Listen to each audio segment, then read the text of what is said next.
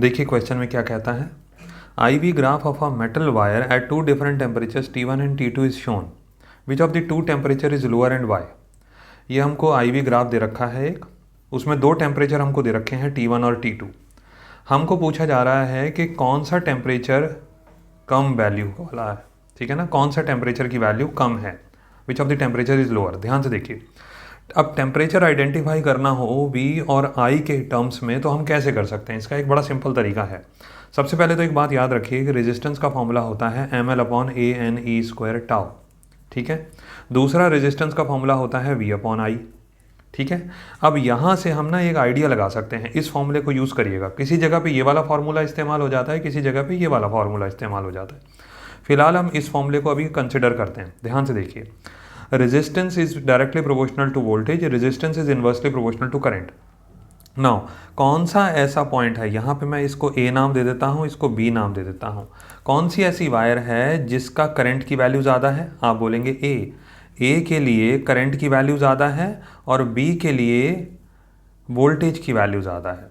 पहली बात तो ये हो गई। दूसरा पॉइंट ज़रा आप ध्यान से सुनिए, टेम्परेचर और रेजिस्टेंस का क्या आपस में रिलेशन है। Resistance is directly proportional to temperature. अब ये कैसे होता है, ये दूसरे फार्मूला, ये वाला जो फार्मूला लिखा है इसको यूज़ करके आप समझ सकते हैं। कैसे, देखिए, रेजिस्टेंस और ये टाउ का मतलब होता है रिलैक्सेशन टाइम। ध्यान रखना, नोट भी कर सकते हैं। टाउ का मतलब होता है रिलैक्सेशन टाइम।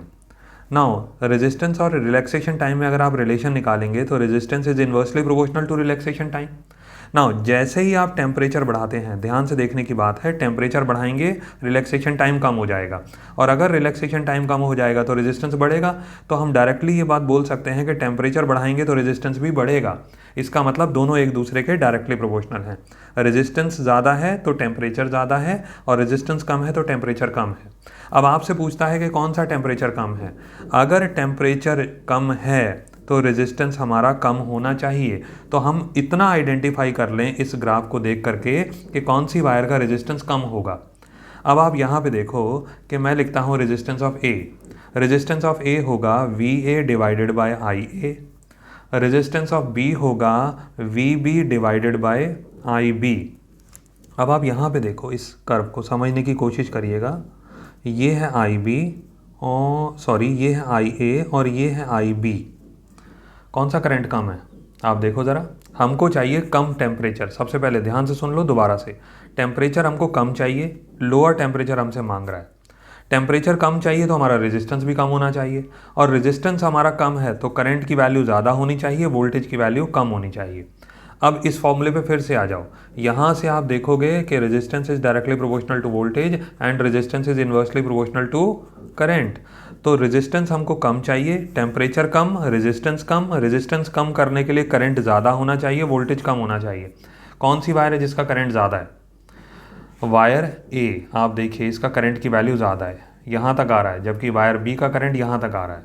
दूसरी बात, वोल्टेज किसका कम है? वोल्टेज है, ये हो गया हमारा VA, ये हो गया हमारा VB। किसका कम है वोल्टेज? A का कम है। तो A वायर जो है उसका टेम्परेचर भी कम होगा। उम्मीद है ये पॉइंट आपको समझ आया होगा। नहीं हो आया है तो दोबारा से एक बार समझ लो, बहुत जल्दी से बताता हूँ। रेजिस्टेंस की वैल्यू होती है V/I। तो रेजिस्टेंस अगर हमको कम लेना है तो उसके लिए हमारा वोल्टेज कम होना चाहिए लेकिन करंट हमारा ज़्यादा होना चाहिए। अब रेजिस्टेंस कम लेना है, मैं क्यों ऐसा कह रहा हूँ?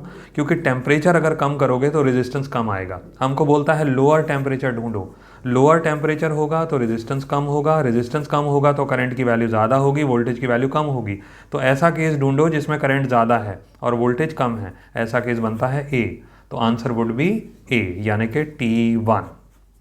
ठीक है जी।